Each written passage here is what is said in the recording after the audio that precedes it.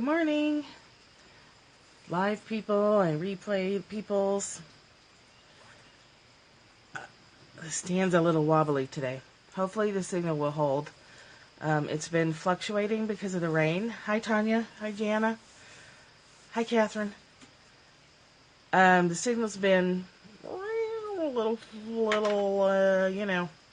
bit roller coastery, but we'll try it and see what happens.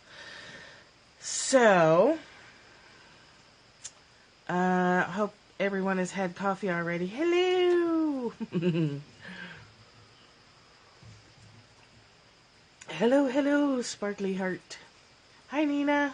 Hi, Letitia. I think I saw. It's funny when Periscope is like bloop, bloop, bloop, and then you miss people. Oh, you can't hear me? Am I not talking now? I'm probably mumbling. I'm a little bit of a mumbler. Let me get this closer. If I get closer, then my face is like super huge. But then you can't hear me, so that's okay. Okay, good. So every day, hey Mom. Every day we read from a book called Holy Shift. Oh, that's a bummer. And then we read from the text of A Course in Miracles. Oh, okay. Well, that's good to know. So today's reading is one of those that's really like complicated. And then after we do that, the title gets you every time. Coffee. Could be vodka, I suppose, but it's just coffee.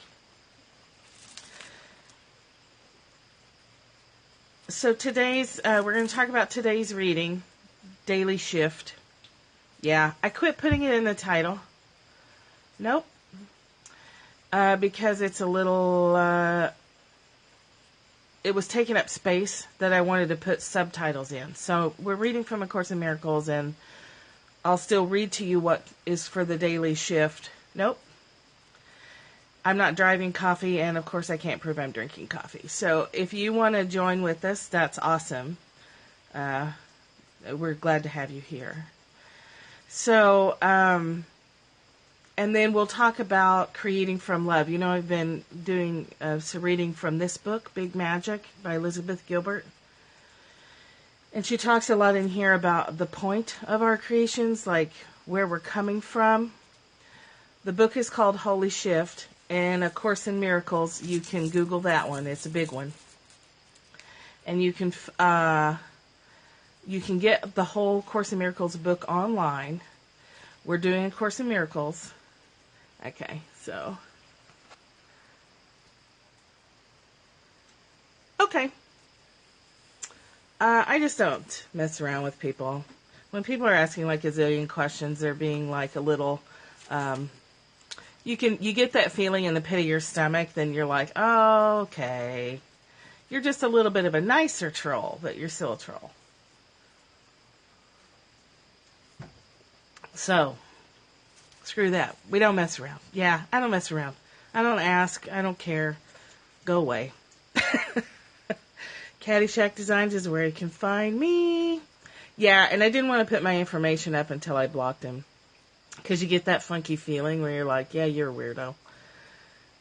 Go be a weirdo with other weirdos of your kind. Go be with your own kind. I'm setting you free. You're wasting your time on this scope. Go find your own people. And you can find the list of what I do there. Okay, so let's get going. I have my mala. I'm not wearing it because my hair is wet and I don't want to get gunk on the beads. That is Tonka. Can you see Grit? She's over there on the shelf. Hoot's behind me and Juna's running around somewhere. But yeah, that's Tonka. He's up to like 14 pounds, guys. He's a little fatty. He always gets fat in the winter. Yeah. Tonka's the only other cat she likes. Yeah, he's a chunker. Like the rest of us. He gets fat in the winter and I stay fat in the spring, but he actually loses weight in the spring. Okay, so today's reading, and if you have questions about our prayer discussion yesterday, let me know. Just pop them up in there, and we'll talk more about it. So today's from the Holy Shift book only says these words. What is the word of God? My son is pure and holy as myself. So there's lots of Christian language in this one today. And we're reading from 276 in A Course in Miracles. So it's in the workbook section, part 2. What is the word of God? My son is pure and holy as myself. And thus did God become the Father of the Son he loves, for thus was he created. So I'll read what it says and then we'll go back and translate it.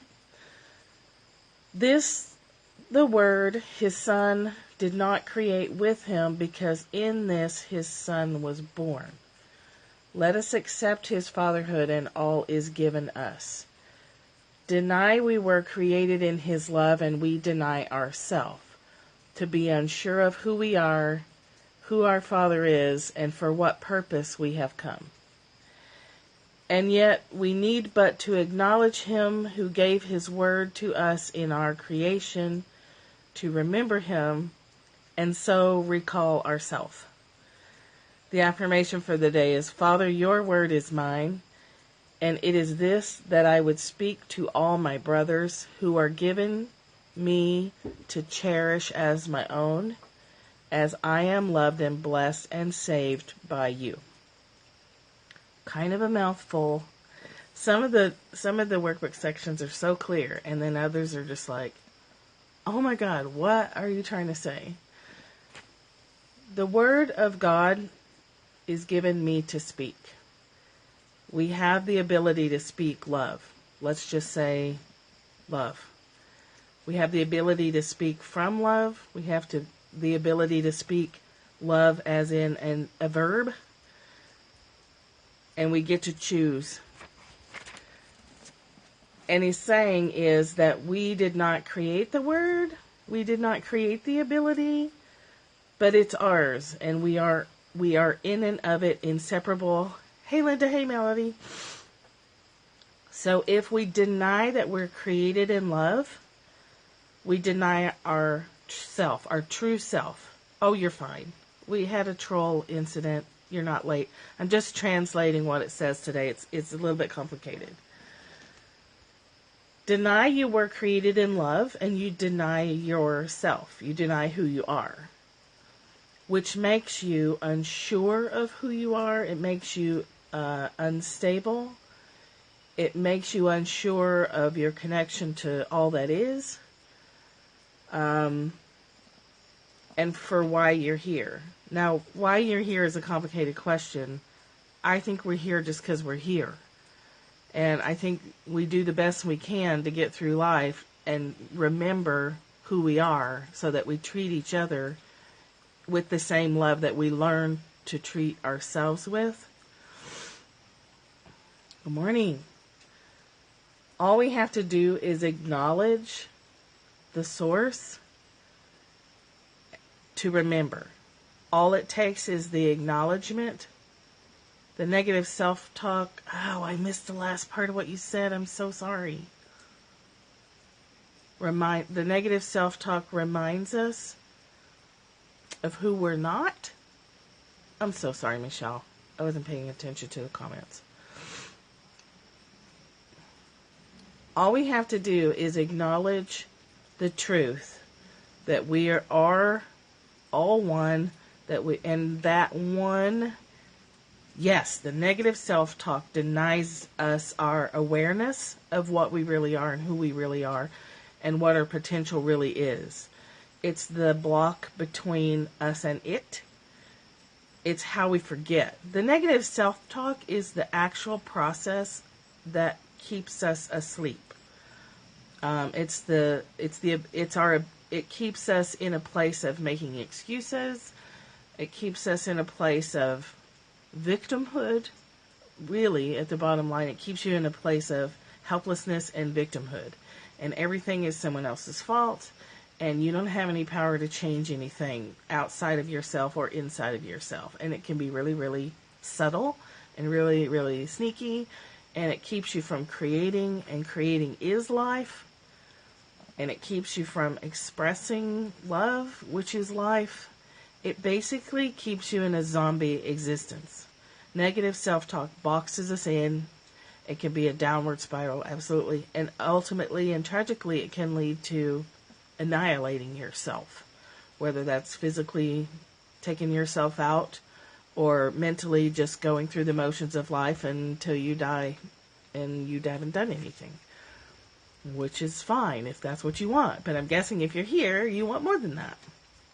So the word is ours. It's been given to us, and we can speak it. And it's not just through your mouth. You speak it through the vibration.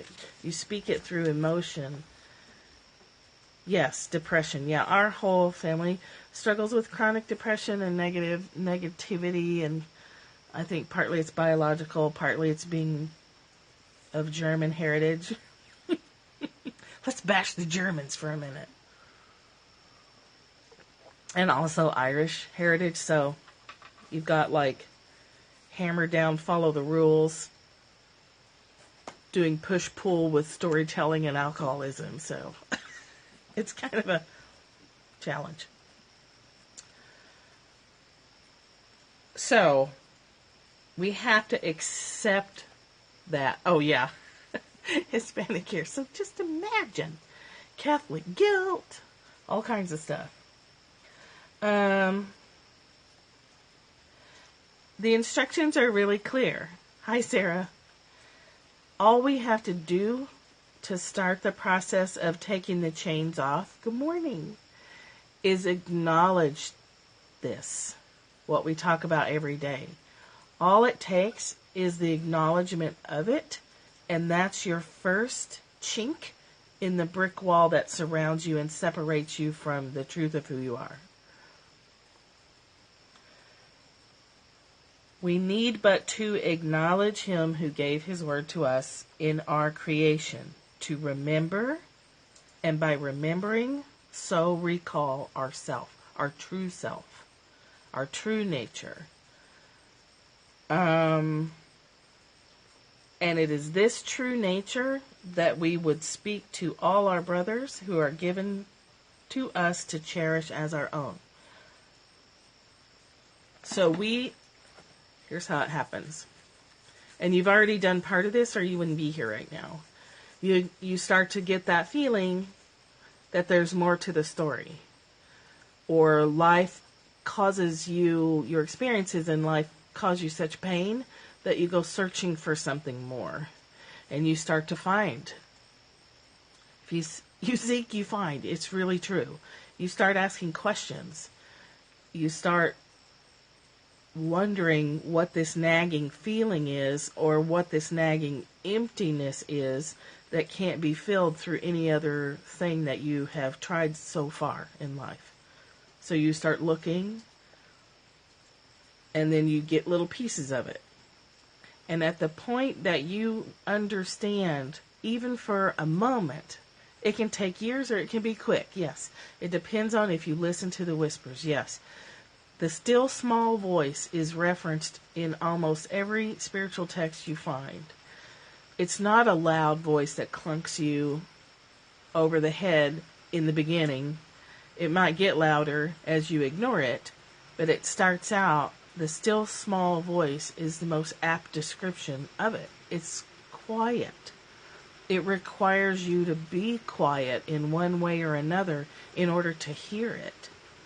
In order to hear the voice, the word, whatever you want to call it, you've got to be quiet. If you don't hear it in the beginning, it will get louder if you keep looking. If you're like, I don't get it, and you keep looking, yes. Yeah, I think probably everyone on here, I'm guessing it would be safe to say, has experienced what happens when you ignore the still small whisper and you get whacked in the head later with. But that comes from, it's not like you've been singled out to get a 2x4 upside the head. It comes from you're still looking. So it will be a whisper. And if you don't hear it, the volume will incrementally go up through dreams, through weird experiences with other people, through having the rug pulled out from under you in life, losing your job, losing a spouse, having a car wreck. Like, things happen. But all it really takes is the acknowledgement that you, who you have thought yourself to be, is not true. The identity that you've constructed for yourself is not the whole story. It's not even a little bit of the story most of the time.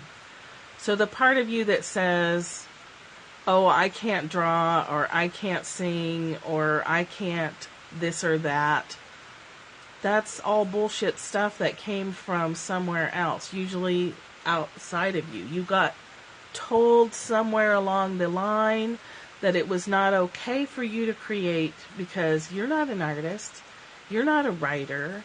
There's all these parameters put on creation. This is leading us actually to where I wanted to talk to you about this book. That still small voice is the voice of creation. And if you have internalized labels that say you can't create whatever it is you want to create, that is a lie. That's a big fat lie, liar, liar, pants on fire kind of lie. It's not true. Anyone can learn how to draw. It may be harder or easier for some people. It may take years of work, or it might come just in a few weeks, but you can learn how to draw. Anybody can. And if you feel internal resistance to that, then somebody has told you along the line that you can't draw. Same with singing. You can learn to sing. You might not be able to carry a tune in a bucket, but if you trained, if you studied, if you practiced every day, you will learn how to sing. Good morning, Rhonda. Good morning. Same with writing. There's nothing that we create that can't be learned. It's techniques. Drawing is a technique of where you put your pencil on the paper. And it's a process of learning how to see differently. And it's the weirdest thing in the world when you first start drawing, that you start to see things that you never saw before. And spirituality is exactly the same. You're teaching yourself how to see differently, how to perceive differently. You perceive other people differently. You perceive the world differently. You start to see, hear. You should draw more. You should draw again. That's my should. I'm going to should on you and say, you should pick that up again. You do whatever you want. But if you used to draw, it's a good tool for you. And it only takes the acknowledgement that we're all one. It only takes the acknowledgement that there's more to it, and then you open up and you start asking questions. You open up and you start to say, clearly I don't know what's going on in this world, in this life, with myself. I don't know a damn thing. So, by asking those questions and taking the seat of a beginner mind and understanding that there's no way you can comprehend it all. We have this little brain that's been trained out in the world through society and teachers and parents and whatnot, voices coming at us, and this isn't a blame thing, it's just how it is. Then it's your responsibility when you grow up, if you're dissatisfied and unhappy, it's your responsibility to figure that out. And the minute you start asking the questions, you will start hearing the answers. So, as it comes to, you get more information, your identity starts to shatter. And it shatters slowly, or something shocks you and breaks your identity. And you have that moment of, I don't know who I am. I don't know what this world is about. I don't know, everything I thought about my spouse is wrong or limited. Everything I thought about my children is wrong or limited. I don't know. When you get to the point of I don't know, you're so close to knowing the truth. You're so close to that flash of a moment where you experience oneness, even if it's just for a second. And once you've had it, you can find your way back to it by being willing to, by asking. Everything I thought about the world is incorrect. Not incorrect, let's not say that. Let's say it's limited. It's limited to this. It's, when they talk about veils, I really think that's true, in a sense. Good morning. There's veils, and we see one layer, and we sweep that away, and we see the next layer, and we sweep that away, and there's layers and layers and layers behind it. Because we're in a human body, we're by maybe not necessity, but we are limited to some degree, but we can reach for that experience. The process of creation leads you to that connection to source. I don't know. Beginner's mind. In Buddhism, it's called beginner's mind. In Christianity, it's called become as little children. Onions, yes. Onions make you cry as you go through the layers. You may cry a lot, and that's okay. Okay, is this making sense so far? The process of creation, which is why I think this book is so incredibly timely, it's saying the same thing lots of books have said.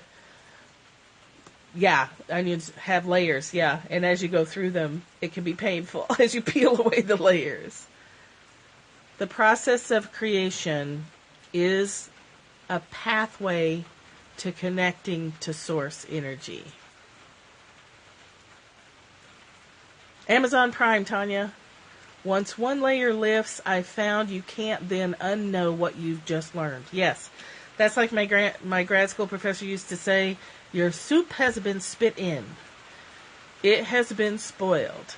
Your previous perception of reality has been spoiled. Someone has done spit in your soup, and you cannot go backwards. Yes, we love Amazon Prime. I feel so sorry for Linda because she can't use Amazon Prime. It's almost heartbreaking. Okay, so this is coming at a good time because I really feel like we're reaching a peak of people asking for connection, for awareness of the connection to the larger part of us. You can't unspit your soup. That's nasty, right? That's a gross analogy. She wanted us to remember it, and we did. It's been 16 years. I still remember it. I know, right? Poor Linda. Rhonda, where are you that there's no Amazon Prime? Or you just don't have it? By holding yourself back from creating, you hold yourself back from connecting. No creating, no connecting. You're going to find yourself creating something. I thought she was in Florida. The more you intentionally create, the more connection to something weird you're going to experience. Okay? So creativity is like a massive tool for opening up these channels, which may be why we're told not to do it. Oh, yes, you do. It's like $100 a year. And then you get free shipping and stuff. So if you're not ordering a lot, it's not worth it. If you order a lot from Amazon, it pays for itself. I have my mala, Linda. I'm just not wearing it because my hair is wet. I hear ya. You keep going the way you're going and eventually it won't be. Okay, so creation is a pathway. It makes me wonder historically why we have limited the people in our world, in our society, from creating. We've told them, we've told ourselves we can't do it. Is that a way we have tricked ourselves into not connecting to the source? To our experience of oneness with ourselves? To our experience of having our vision open to a completely different world? You know, once you've had that experience, the world never looks the same.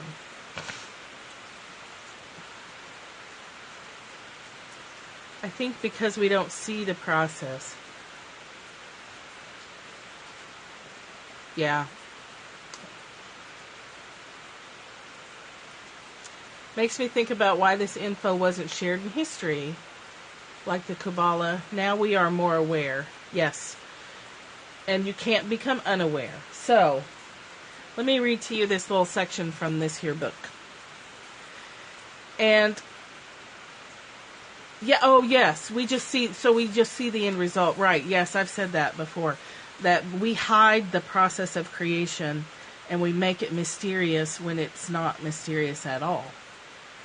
We've hidden it, and some artists and writers have used that mystery as a way to make it seem like you can't do it. You have to be special.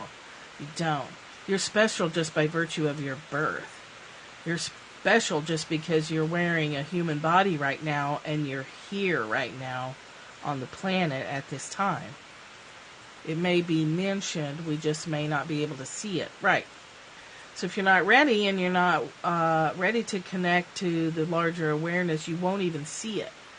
You have to grow to understanding it, maybe, yes. And I think you have to reach that point of willingness to see it. Okay, we've talked about that too, that you don't see all there is to see until you're ready or willing. The willingness comes first. The curiosity comes first. Yes, very good point. So we also approach creativity as a career move. And this is what she's talking about in this chapter that I wanted to read to you. If you're creating as a career move, it's likely to be unsatisfying. It might not be. It's likely to be unsatisfying because it's not the purpose. The purpose of creation is to express the energy. Yeah, me too. Is to pull the impulse that you feel inside and put it somewhere. You feel a restlessness. You feel an emptiness, a hole, a piece that's missing. Right, it doesn't work at all. The creative impulse, when you express it into some kind of outward form, fills that emptiness and that ache because it's connecting you. Where do you think the impulse comes from?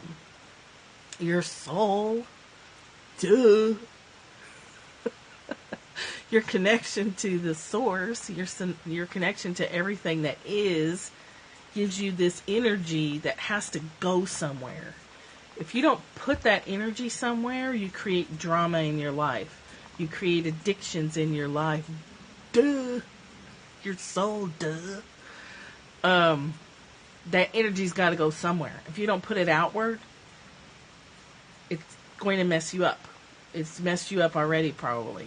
You've probably experienced that. You get addictive, you get obsessive, the energy's going to go somewhere. So, for God's sake, take conscious control of it and give it an avenue to express. But don't make it about making money.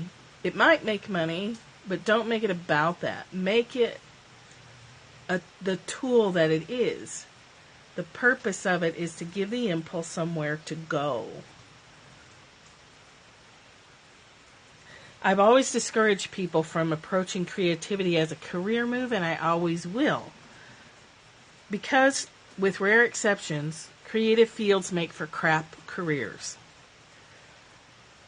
They make crap careers if you define career as something that provides for you financially in a fair and foreseeable manner. Creativity doesn't. Even if things work out for you in the arts, parts of your career will always remain crap. I was always reaching for how do I make money. Money was the center of my drive. I think that's true for all of us. Because we think we have to. We think that's where it's supposed to be. You might not like your publisher, your gallerist, your drummer, your photographer, your cinematographer. You might hate your tour schedule, your more aggressive fans, or your critics. You might be constantly annoyed at yourself for always falling short of your own. Money is pretty essential to the world we live in. Yes, it is. Yes, it definitely is, and we need to figure that out. If you want to complain, you'll always find plenty to complain about, even when fortune appears to be shining her favor upon you. But creative living can be an amazing vocation if you have the love and courage and persistence to see it that way. I suggest, that this may be the only sanity-preserving way to approach creativity, because nobody ever told us it would be easy, and uncertainty is what we sign up for when we say we want to live creative lives. If you want to be expressing your creativity, it's always uncertain.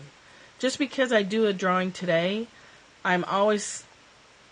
my belief is I'll never be able to do it again. I still do it.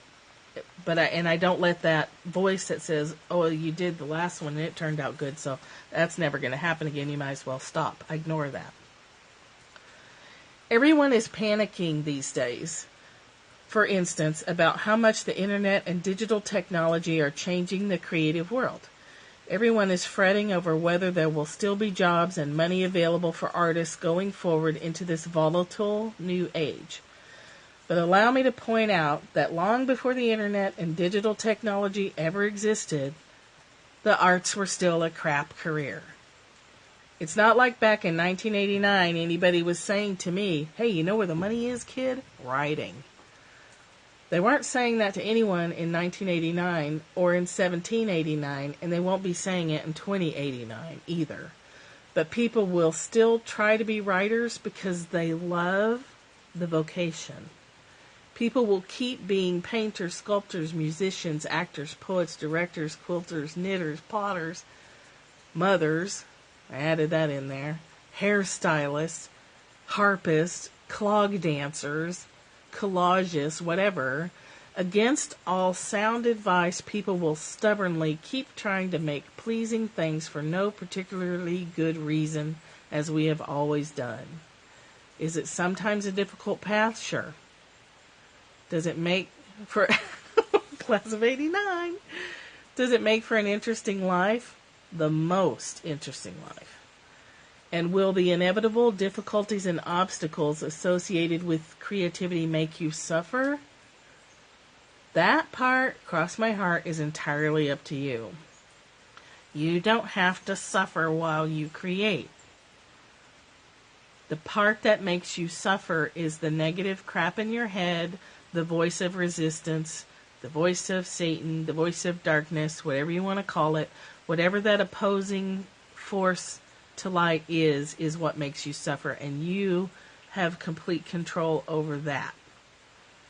So you can create and feel like shit the whole time and stop in the middle, or you can create reminding yourself and talking back to the negative voice that says you can't. You just say, I actually can. I really can. I learned how to go to the bathroom by myself. That wasn't easy. When I was 2 or whatever. I learned how to drive a car. That's not easy. Driving a car is not easy. I learned how to parent a child. Not easy. Lots of failures, lots of mistakes, but I did it. I can learn how to draw too.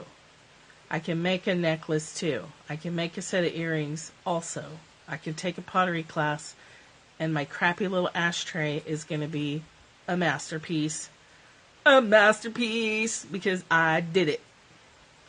Anything you produce with your hands, anything that is an end result of your work, is magical, regardless of what it looks like.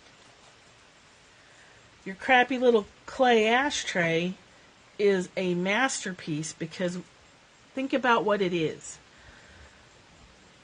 When you set out, when you feel, I'm going to start from the beginning, okay? You feel the impulse. Oh, you're welcome. I'm glad it's helpful.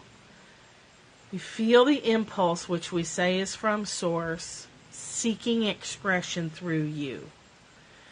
You feel the impulse. Oh, thank you, Linda. You decide to act on it. It's a physical manifestation of your heart. Somebody will screenshot this, please. It's a physical manifestation of your heart. It's proof. It's tangible proof that you overcame the voice of resistance. It's tangible proof that you looked resistance in the eye and said, fuck you, resistance. I'm going to bring this creativity into the world. I love it. It's a physical manifestation of your heart. It's proof that you can do it. And if you did it once, you can do it again. The voice of resistance does not go away. Your negative thoughts don't go away. Yes, Sarah, please put that up again so we can screenshot it. Somebody can tweet it out or write it down. And I'm glad you're here with us. Yes, you can say, I did that. That's me. That's me expressing the truth of who I really am out into the tangible world. So it takes that connected feeling and creates and makes it tangible. The physical manifestation of your heart. Please, people, put that on a post-it note, tattoo it to your forehead, write it on the mirror, and let yourself make stuff. The more you are saturating yourself with these spiritual connecting experiences, as you are doing through Periscope every day, I know you're doing it because we're all following each other all over the place. The more you do that, the more you open, the more creative impulse you're going to feel. Please don't dam it up and let it backfire on you. You have a fantastic opportunity and tons of support right now to take that incredible impulse and take it out where it wants so badly to go. If you stop it, you turn into an addict. You act badly. You feel badly. Take it and let it go out. There are no rules in this. There's no rules. There's no judgment except those you place upon yourself. And if the person in your house says, that's a shitty ashtray, you can say, you know what? I'm going to take this shitty ashtray. I'm going to imprint it on your face. Then we'll talk about shitty ashtrays. Don't do that. Don't do that. Delete. Just disregard everything I just said.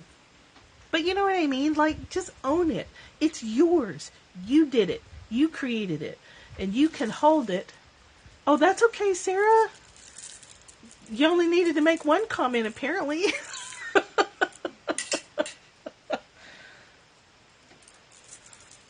You could choke someone with a mala if you really wanted to. I don't recommend it. There's a lot of felony charges that can come with that. I just beg you. I beg you to let yourself create. I beg you. No violence, please. No violence, please. We're violent enough to ourselves. We are violent to ourselves in our head when we are wrestling and fighting against creation. We are born to create. We're born to be the hands of God, our source, or whatever you want to call it. We're born to take the energy in and take it out. Lots of power in the mala. Yeah, definitely. Definitely. You got it? You get it? You ready to go create something? Just take a step back and recognize what's really going on. The impulse to create is your birthright. It can't be any other way. That restlessness, that ache, that loneliness, that feeling of being disconnected from everyone around you, that feeling that there's a glass wall between you and the world. Got it? Get it? Good. Thank you, Sarah. That disconnected feeling is because you're not creating. You're not completing the cycle. The impulse is the seed. Boom! The impulse is the seed. Please let the cycle complete outward into a creation. And a creation can mean taking a walk in nature. It doesn't have to end in a physical product. It means taking that impulse and expressing it somewhere. It is love. It's love as a verb. It is love. To give that a birthplace outwardly, through your body, out into the world. Whew. I need a drink. I'll just drink some coffee. And I'm teasing, I don't drink.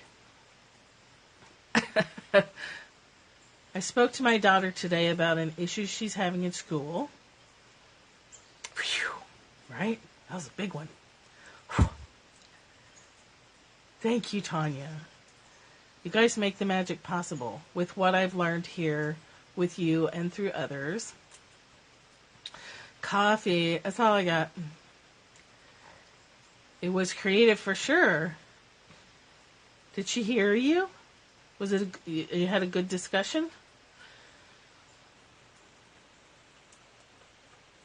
You know, all those songs and poems about chasing love and looking in all the wrong places, and you're always like, well, it's inside yourself, and that just seems so dumb because it doesn't make any sense. And to see her and hear her say, I get that, I feel better. Congratulations. Oh, it made you happy, tear? Talking to your daughter and she got it. Made you happy, cry. I'm guessing. You happy danced in your head. Yeah, you can't let them see you happy dance because that's a teenager she's talking about. Okay, that impulse you feel, that's spirit knocking on your door. You get to open the door or not. Please open it. Please open the door.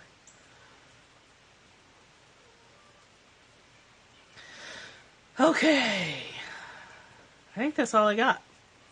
I feel a little goosebumpy.